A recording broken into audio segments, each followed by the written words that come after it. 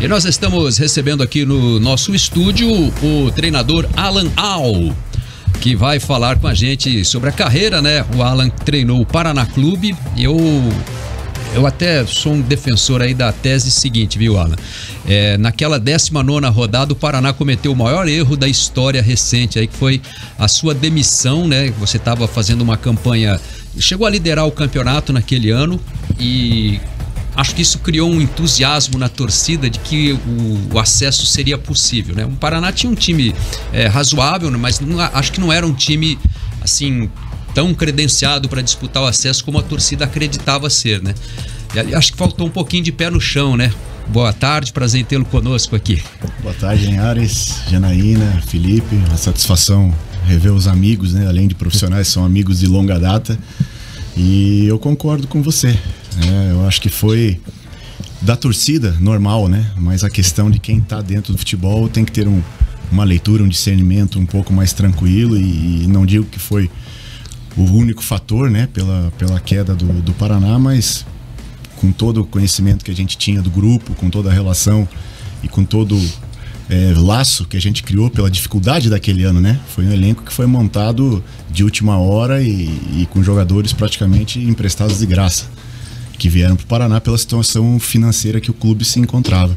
Então foi um choque, né, para todos nós, inclusive para mim, mas Deus é tão bom que foi nesse mesmo ano que a gente acabou indo pro Cuiabá e conseguindo acesso para a Série A.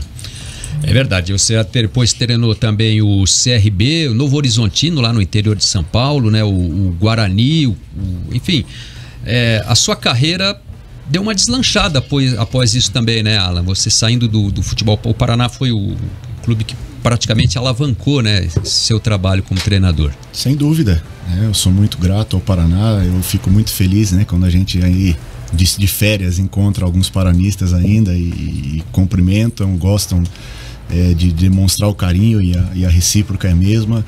A gente lamentou muito na época porque era um ambiente interno de muita tranquilidade, de muita amizade, de muito trabalho com a comissão, com os atletas e infelizmente a consequência não foi só de momento, né? Hoje a gente lamenta também pela situação do Paraná Clube, porque é um grande clube, uma camisa que tem uma história incontestável e que passa por um momento delicado, mas que a gente espera aí que possa recuperar o quanto antes. E aí, a partir dali, a minha carreira, graças a Deus, ela se consolidou, se solidificou cada vez mais.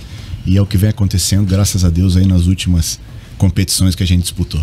O Alan, eu quero até insistir um pouquinho na questão do Paraná, mas queria saber de você, acho que eu nunca te perguntei isso, como é que impactou a questão da pandemia? Como é que foi dentro do Paraná Clube, dentro do elenco, para vocês da comissão técnica, da diretoria? Como é que foi lidar com aquele momento em que tudo parou, em que existia aquela incerteza gigantesca, em que teve que fazer treino online, por exemplo? Como é que foi para você, treinador? Foi muito difícil, foi muito complicado, né? Não só pelo lado profissional, mas também pelo lado do social, né? Do ser humano. Foi uma loucura, né? Resumindo, foi uma loucura, mas desportivamente foi muito difícil. Pelas dificuldades que a gente enfrentava, né, financeiras, pelas dificuldades de estrutura. E por outro lado, isso nos fortaleceu muito mais quando a gente voltou, quando a gente retornou para os treinos individualizados, depois para os treinos em pequenos grupos, depois com o grupo todo. Parece que a gente voltou com mais vontade, com mais força. Vivíamos um momento difícil, né, no Paranaense, que acabamos classificando ali quase que em oitavo, né, se não me engano.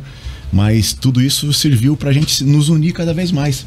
E o início do Brasileiro em 2020 para nós não foi surpresa, porque tudo isso que de repente era um fator negativo em qualquer outro clube serviu para que a gente pudesse ter muito mais vontade, muito mais união e muito mais grupo.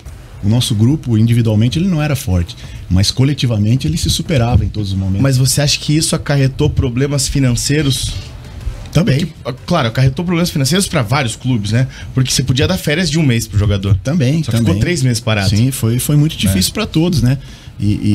Mas aí entra mais não só nesse fator. Eu concordo com o Linhares na questão do deslumbramento, né? Que Sim. teve no momento que a gente ficou, acho que 12. Uma avaliação errada, né? Eu acho que foi porque assim, nós ficamos exagerado. acho que 12 ou 11 rodadas entre os 3 primeiros, seguidamente.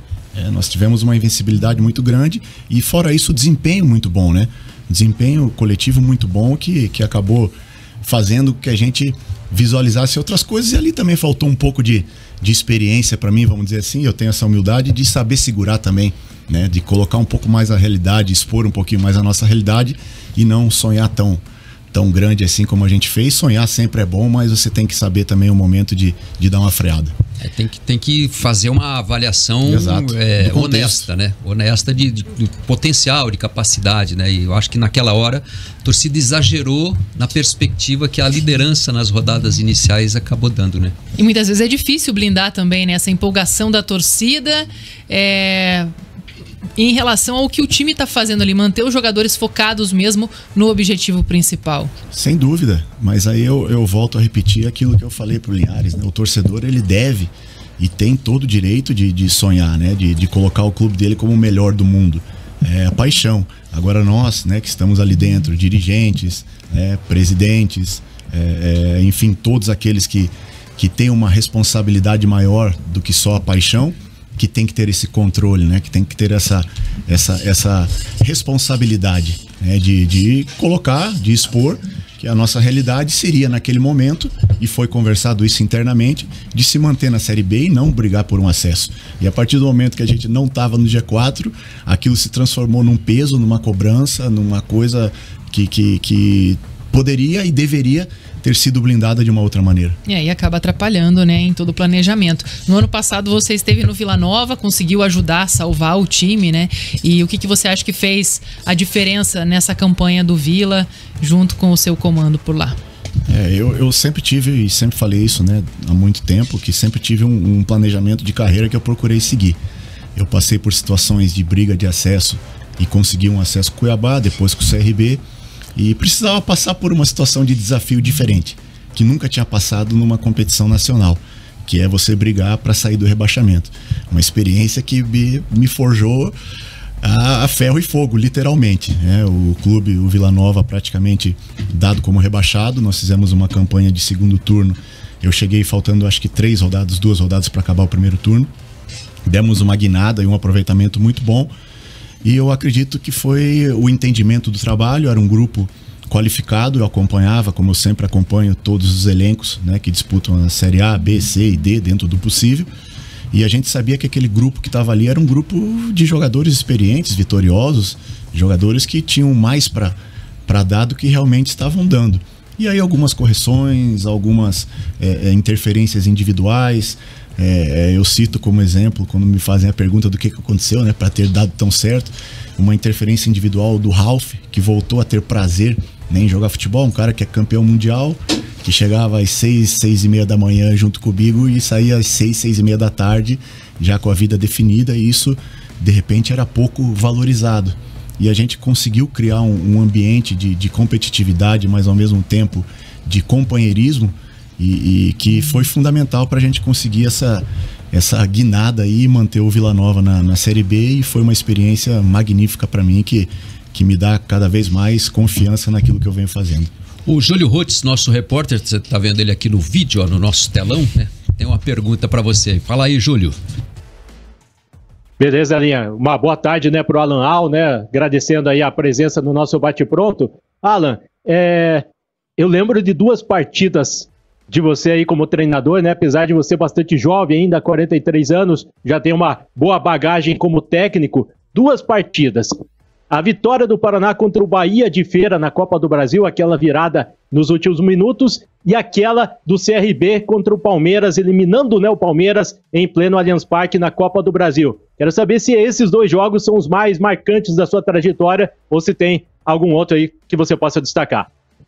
Boa tarde, Júlio. Prazer falar com você novamente. São 2 jogos realmente marcantes. Esse do Paraná Clube contra o Bahia é uma coisa que eu acho que vai acontecer na minha carreira daqui a 30, 40 anos. Espero que não aconteça de novo, porque foi muito sofrimento o decorrer mas o final valeu muito a pena. Foi algo que também foi um ponto fundamental para solidificar o nosso grupo dentro do Paraná Clube, e a partir dali o nosso desempenho teve uma sustentação muito maior dentro de campo. Então foi um jogo inesquecível e inclusive eu passo até em algumas situações, em outros clubes, cito esse jogo como exemplo, né? De você ter uma força mental, de você acreditar, de você lutar até o fim, independente do que aconteça depois. E contra o Palmeiras foi algo também que foi um dos jogos, assim, taticamente, que uma equipe minha foi mais perfeita. Nós sabíamos das nossas limitações, sabíamos que o Palmeiras, tecnicamente, e isso não é desmérito a ninguém, isso eu falei para o grupo, tecnicamente era superior a nós teríamos que fazer um jogo tático muito, muito forte, se superar em alguns momentos. Conseguimos uma vitória dentro da Allianz Arena, que inclusive é um dos capítulos, né, do livro do Abel Ferreira, e a gente fica feliz por isso. E a gente conseguiu um resultado que entrou para a história, né? Que entrou para a história, e mais uma vez, em cima da dificuldade, nós conseguimos mudar a mentalidade do CRB e brigar por um acesso. Então são 2 jogos que marcam muito a minha carreira, e tem mais um agora também que a gente, talvez pela necessidade, talvez pelo momento, que foi a vitória do Vila Nova contra o Cruzeiro, que praticamente definiu ali a nossa permanência. Foi algo que tirou 500 toneladas, a cidade inteira de Goiânia das costas, e a gente pôde respirar aliviado dentro de um objetivo que era muito difícil. Aliás, sobre essa vitória do Paraná sobre o Bahia de Feira, eu sou um dos caras que defende a tese de que o 2-0 é um placar perigoso. Falo isso aqui, o Felipe Dal que não acredita muito. Não, eu acredito. Mas assim, o 2-0... O Jonga ficava bravo comigo. O time que tá ganhando de 2-0, ele tá meio sentado em cima do resultado. Aí o que tá perdendo mete um gol, se anima e o outro se abate. E aí a virada, o empate é uma consequência, né? Então eu sou um adepto do placar perigoso. Eu acho que você usou muito bem o placar perigoso aí nesse jogo contra o Bahia de Feira, né? Falei até, eu tava nesse dia, eu ia transmitir um jogo pelo Premier, pelo Sport TV lá em São Paulo, Corinthians e Santo André, dentro do estúdio lá. E a gente tava assistindo esse jogo que tava passando no Sport TV, né? E aí tava 2-0, o jogo caminhando pro fim, né? Aí o Ricardinho falou assim, não, o Paraná já vai empatar. Eu falei, não, vai empatar e vai virar o jogo, né? Falei assim pro Ricardinho. E aí veio a virada e o pessoal do estúdio ali não acreditou, né? Mas foi uma noite épica aquela, né? Foi, sem dúvida. Ali foi uma das poucas vezes, assim, que como treinador, eu me Você acredita no placar trabalho perigoso aí nessa teoria, não? Do 2-0, quando o teu time tá perdendo ou quando ele tá ganhando? Eu concordo em partes, porque o futebol ele é muito emocional, principalmente na América do Sul. Os momentos eles oscilam muito, né, de questão mental dentro de campo, porque 2-0 ele é mais perigoso para quem está perdendo. Sim. Mas o lado mental ele pesa muito pro jogador, né, principalmente pro jogador brasileiro, sul-americano. E ali a atmosfera mudou toda, completamente. Tava juntando aquele pessoal que fica ali nas cadeiras do Paraná ali para jogar uma corda e me pendurar de cabeça para baixo. Já tinha esquecido o jogo, faltavam 5, 7 minutos. E quando saiu o primeiro gol, ainda aquele protesto que é natural. E quando saiu o segundo gol, a Vila Capanema, ela parece que triplicou o público que tinha. E já era um grande público. Então isso ainda me arrepia de contar, né? Ainda me dá uma emoção. E quando a gente fez o terceiro gol, foi uma coisa assim que aí entra aquela questão do ser humano, né? Eu cheguei no vestiário, fui o primeiro a descer, eu consegui me controlar ali em cima. Mas lá embaixo a lágrima escorreu, e ali a gente realmente talvez mudou de fase dentro do Paraná em questão de grupo, em questão de performance. Esse é um dos jogos que o torcedor do Paraná lembra o tempo inteiro, né? Sem dúvida. Superação, né? É uma coisa de superação. Nós estávamos jogando muito bem. Nós não merecíamos ter tomado os 2 gols. Um foi de uma falta quase que da intermediária do nosso campo, e o outro foi um lance despretensioso, um chute cruzado, que nós acabamos tomando 2 gols, e aí a questão mental pesou, mas nós nos superamos e conseguimos reverter. E isso eu vou contar pro meu futuro neto em breve aí, que tá vindo, se Deus quiser. Aliás, você faz aniversário esse mês e já vai receber um presente logo adiante, né? Faço 44 e meu neto tá aí, se Deus quiser, tá vindo agora em abril, e vai ser um fato novo, uma motivação a mais para todos nós aí também. A gente tá em 2023, você acompanhou os jogos aí do campeonato. Quais são seus projetos aí para esse ano? Você vai voltar a trabalhar em algum clube na Série B? Tem projeto com Série A? Como é que tá a tua situação nesse momento aí, Alan? Eu sempre procurei, Linhares, seguir o tal do planejamento de carreira, que é uma palavra bonita hoje em dia, no pé da letra, né? Eu, quando saí do Cuiabá, foi praticamente uma opção, que eu achei que não era o momento de de assumir um clube que estivesse na Série A. Você acha que acertou nessa? Acho. Pelo planejamento da carreira pelo mesmo. planejamento, até Perfeito. pelos resultados que eu tenho tido, eu acho que foi o momento de você ter um pouquinho de humildade e saber que precisava ainda galgar aí, comer um pouquinho mais de poeira aí, no bom sentido, na Série B e passar por situações que te fortalecem para você não bater e voltar. Então, esse ano também é uma coisa que eu tinha comigo, de não trabalhar nesse período de estadual, não pelo estadual, mas porque eu precisava fazer uma recuperação física do meu joelho, que eu acabei rompendo o tendão patelar lá no CRB e ainda me incomodava muito. Terminei a minha fisioterapia, tinha ainda o fator da minha filha aí, tá nessa reta final da primeira gravidez dela, Maria Antônia, Deus abençoe, que o Bernardo venha firme aí, e também você dar uma segurada e dizer alguns nãos, que graças a Deus hoje em dia a gente tem essa possibilidade, porque eu sempre engatei trabalhos seguidos de Paraná, Guarani, enfim, CRB, Novo Horizontino. Eu não fiquei mais do que 3-4 dias parado, e eu precisava ter Dar um respiro. Esse respiro, ter essa reciclagem, né? Terminei alguns cursos que eu tinha que terminar, recuperei mentalmente, e agora a gente está tendo aí já algumas situações em andamento. Vamos esperar, porque infelizmente, né, ou felizmente, quando termina estadual, quando começa a Copa do Brasil e algumas equipes são eliminadas, a mudança ela é muito rápida, né, antes de começar os brasileiros. Então a gente está preparado, está pronto, esperando, e eu acho que o momento certo ele vai aparecer sem muita pressa, para que a gente possa ir de novo voltar com força total, que sempre foi um perfil meu, né, de trabalhar em alta intensidade, de trabalhar quase que 24 horas aí pro futebol. Bem, o seu pai foi zagueiro, né, do Coritiba, o Vivi. A gente até tive a oportunidade de ver o seu pai jogou no Seleto de Paranaguá, né? Sim. O meu tio foi presidente do Seleto nessa Sim. época aí, quando o Hélio Alves foi treinador. Contratou lá. Meu pai. Exatamente. E depois o seu irmão também jogou no Coritiba. Você também foi zagueiro, né? O Bernardo vai seguir esses passos aí? Tá no DNA, não? Ou você gostaria que ele... Eu tenho um filho já que está seguindo a carreira aí, está na fisioterapia, né? Tá terminando, fazendo a faculdade de fisioterapia. Tentou, não quis muito, né? E vamos ver, o Bernardo, o que ele quer da vida, eu deixo muito à vontade, né? Quando ele nascer, mas eu particularmente não gostaria, porque tem o lado bom, né? Mas você abre mão de muita coisa. Hoje, graças a Deus, o que eu tenho na minha vida é o que eu represento, graças ao futebol, mas desde os 13 anos fora de casa, mesmo sendo perto, né, Paranaguá, mas desde os 13 anos tem que abdicar de muita coisa, né? Muita coisa, e a gente fica feliz porque deu certo, mas tem muita gente que também briga, luta e acaba não dando certo, mas a gente deixa à vontade, né? Nós estamos aí há 26 anos no futebol profissional. A Janaína acompanhava o Curitiba, você acompanhava, meu pai, meu irmão, eu. Então, são caminhos longos e árduos, e isso eu vou passar para ele como eu passei para o meu filho. A escolha vai ser dele. Eu nasci em 62, eu joguei bola lá no Orlando Matos, lá, né, o estádio do Seleto, lá quando eu tinha 8 anos, eu visitava lá, passava férias lá. Lá eu conheci o Hélio Alves, inclusive, o Oromar jogava no Alves, o Seleto tinha um grande time lá, né? Alves, o bruxo. Deixa eu fazer uma pergunta pra gente, que a gente já tá caminhando pro final, né, Linha? Bom, não sei também. Vamos até 1h30. 1h30, né? Mais... O Alan, me diz uma coisa, cara. Você falou dessa questão do planejamento e tal. Em quanto tempo você acha que vai se sentir pronto para assumir um time de Série A? Hoje em dia eu já me sinto pronto.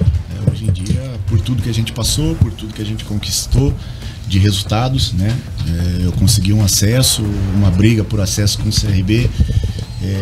Faltou pouco no CRB, né? Faltou muito pouco, né? Aí entra aquele fator, né, que a gente sabe que é o elenco, detalhes, mas fomos até a última rodada brigando pelo acesso.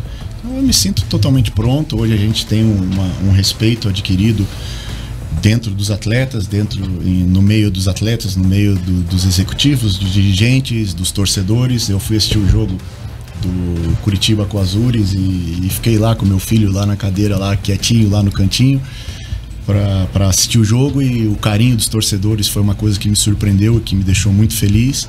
Aonde a gente vai, a gente é respeitado, é valorizado.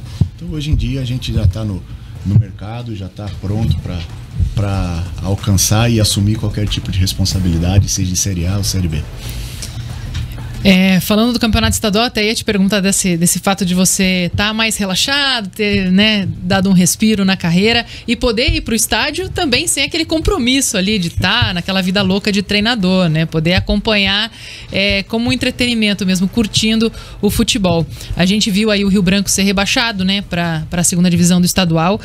Como que é para você, né, que tem também um carinho por Paranaguá e pelo time da Estradinha, ver o time sem um planejamento e uma perspectiva de futuro? A gente fica muito triste, né? Porque em 2011 foi o primeiro clube que eu treinei profissionalmente, né? Foi o clube também foi o clube que me abriu as portas dentro do futebol profissional como treinador. Então eu sou muito grato, joguei lá, minha família, né? A parte da minha mãe é toda de lá, meu pai é aqui de Curitiba, eu tenho residência aqui em Curitiba, mas minha família mora lá, inclusive minha filha mora lá também. Então a gente fica triste, fica chateado, porque é um clube que tem uma torcida apaixonada. A cidade, quando começa o campeonato estadual, vive em função dos jogos do Rio Branco, o planejamento de carnaval. Evento na cidade, né? Evento, ele nunca concorre com o jogo do Rio Branco, então isso é uma coisa que é diferente de outros lugares. E a gente espera aí que possa se organizar, né? Se estruturar, porque o futebol hoje em dia ele exige isso minimamente, né? E o fato de ter ido no jogo de futebol como torcedor, eu falei pro meu filho que não sabia nem por onde entrar, né?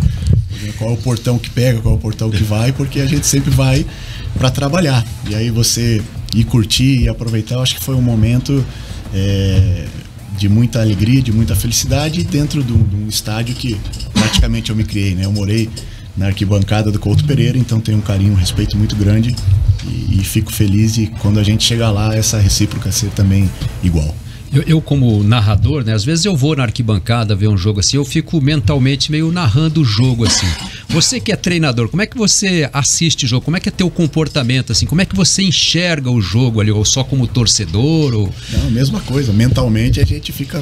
Você fica olhando uma substituição, o técnico faz uma substituição, como é que você avalia? Se irrita às vezes? Não, porque a gente não está vivendo ali, né? Dependendo da atitude ou do resultado da atitude do jogador ali. Então a gente procura olhar. Eu faria diferente. Não, eu penso, né? Porque mesmo a gente não conhecendo o elenco do dia a dia, a gente conhece por acompanhar os jogos, independente das equipes. E a gente olha lá de cima e procura ter uma visão que você muitas vezes não tem na beira do gramado. Você tem através do vídeo, no outro dia, ou falando com o teu auxiliar que fica na cabine. E ali de cima é uma situação diferente e muito confortável, né? Já existiu técnico de futebol que preferia trabalhar olhando o jogo de cima e descer no intervalo para mudar alguma coisa e tal. Você acha que é uma desvantagem, por exemplo, para o treinador estar ali à beira do gramado? Você tem a vantagem de estar conversando com o seu time, mas na questão de enxergar o posicionamento, essas coisas, se você trabalhasse em cima, você teria uma condição melhor de mudar alguma coisa no jogo? Não? Eu acho que eu infartava. É ação e reação, né? Você tem que reagir na hora ali. Isso no Vila Nova e Operário, aqui em Ponta Grossa. Eu cumpri suspensão, vendo lá da cabine. Aí o batimento foi a 180, né? Porque ali na beira do campo você consegue interferir. Mas você pegar, por exemplo, um megafone lá do camarote porque as informações, além de você ver ali na beira do campo, tem do teu analista, do teu auxiliar, dos auxiliares, e é uma coisa mais ampla, mas você não consegue interferir ali de cima, né? E pelo fato da tua figura ali na beira do campo ser do treinador, você consegue ter uma interferência muito maior do que você, mesmo tendo uma visão melhor de fora, você não tem a interferência direta que você pode ter na hora de passar uma mensagem para o jogador, na hora de fazer uma substituição no momento que ela precisa ser feita. Uma orientação num lance específico. Orientação de uma bola parada ou algo assim. Então, e fora a questão da participação, né? Eu acho que eu infartaria se eu ficasse.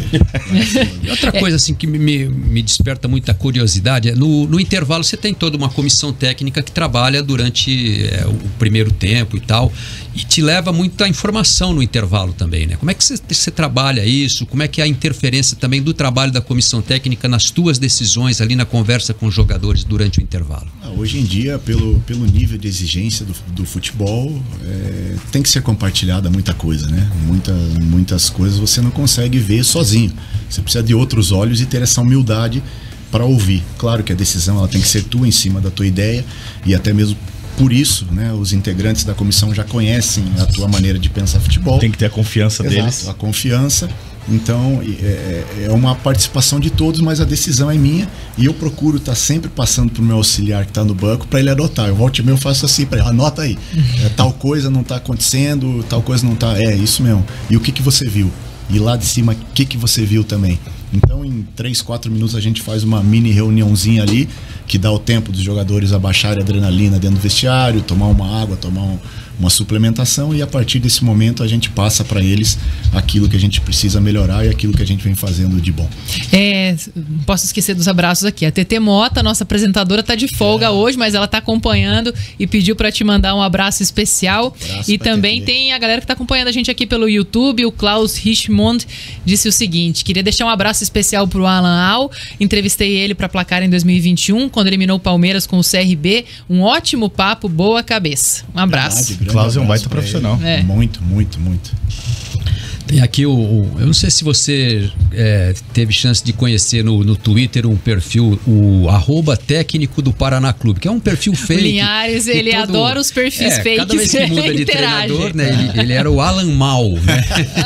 Na época que você treinava o Paraná. Grande Irapitã, um abraço para ele, que era assessor de imprensa. Ele me passava algumas coisas assim de brincadeira, de que a gente não pode. Eu particularmente não acompanho muito, porque o treinador não acompanha muito, não? É papo. Esse negócio eu não vou ficar me interferindo com esses negócios de rede social. Eu tenho uma visão assim que é muito particular. Eu acho que você já tem uma pressão durante o jogo do torcedor, já tem uma pressão diária da diretoria, da presidência, já tem uma responsabilidade própria.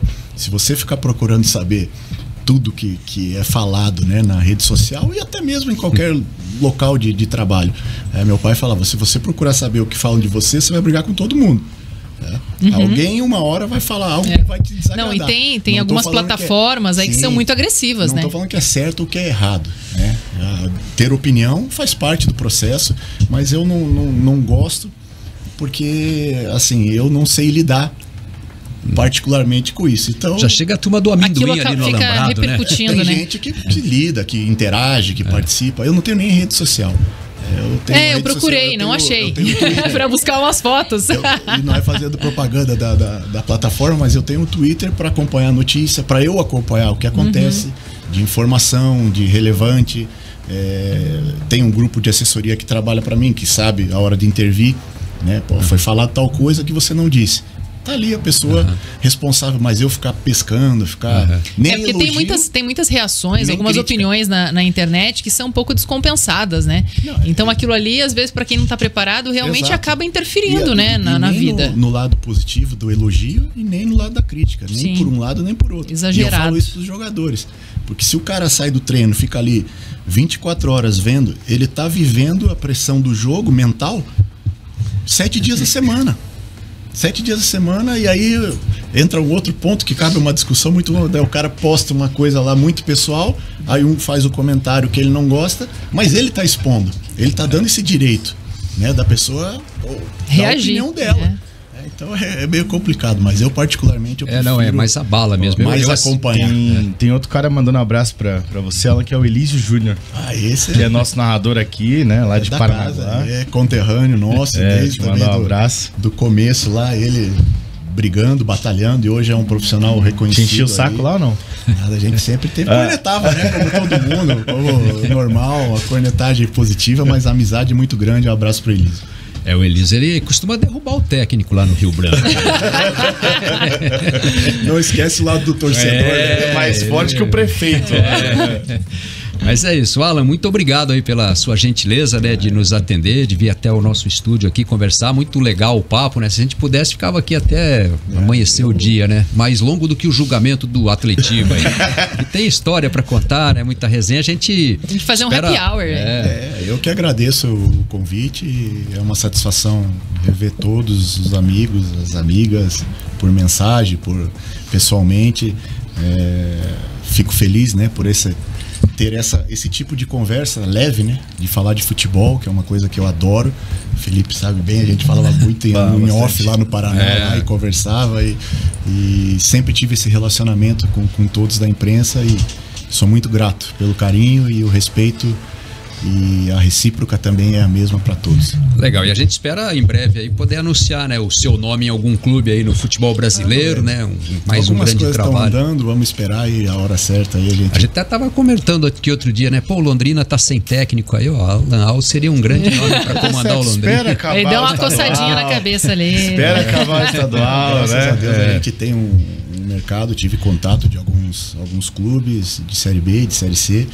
Vamos aguardar aí para tomar a melhor decisão possível. Quando estiver pronto, pode dar o spoiler aqui pra gente, tá? Em primeira mão. Tá certo, então. Alan, muito obrigado aí pela Obrigado participação, mais uma vez. né?